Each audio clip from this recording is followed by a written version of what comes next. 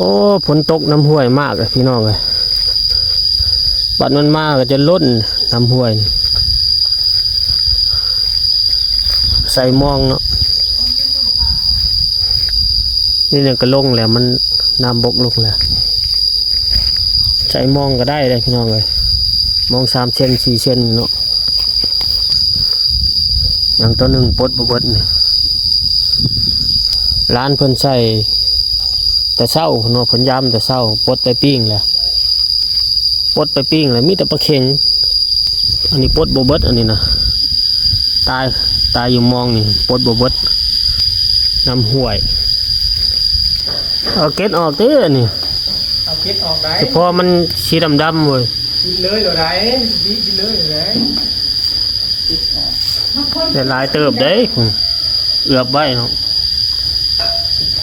นี่แต่ปลาเข็งเพราะว่ามีไข่ซ้ำนี่โอ้ยไข่ตรงโต๊ะตัวนี้น้อยก็ไข่ว่ะเอาพันมันขนาดโอ้ซ้ำสิกินเนาะ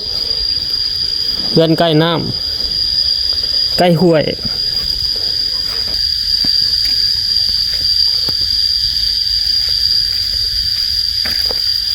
น้ำห้วยได้พี่น้องเลยน้ำใหญ่เติบเนาะเวลาน้ำล้นนี่ก็มีปลาบืน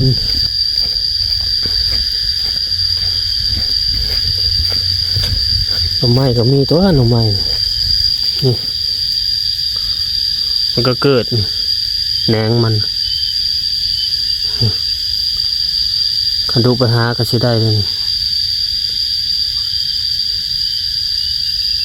แหนงมันเกิดมีลายก้อยเข้าไปทางนี้นะเป็นทงไห้ทงนาอยู่ได้แถวนี้อยู่ได้ทาง450 ปีไปได้เวลาน้ำล้นเนาะน้ำล้นเนี่ยมันจะมีปลาบืนตามไหนานี่นะเลิกขนาดในห่วยท่วมหัวยื้อมือเนาะลิบหัวยื้อมือเลยโอ้ได้พอได้กินได้พี่น้องเลยปลาน้ำห่วยได้พอได้กินมอง4 มอง5ก็ถึกมอง6ก็ยังถึกเนาะตัวนี้มองห่างเลยตัวนี้มอง10บ่10กับ8เลยตาบัดมันได้ที่ว่า2 โตบักใหญ่เนาะ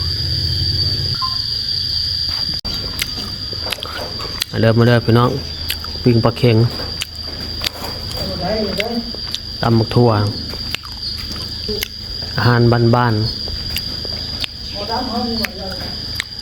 ปิ้งปลาเข็งแม่ไข่ป้าดอกไข่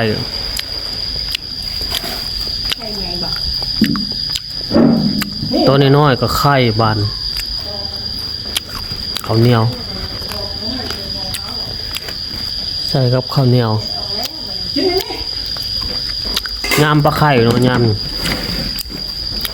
เดือน6 เดือน7ปลาไข่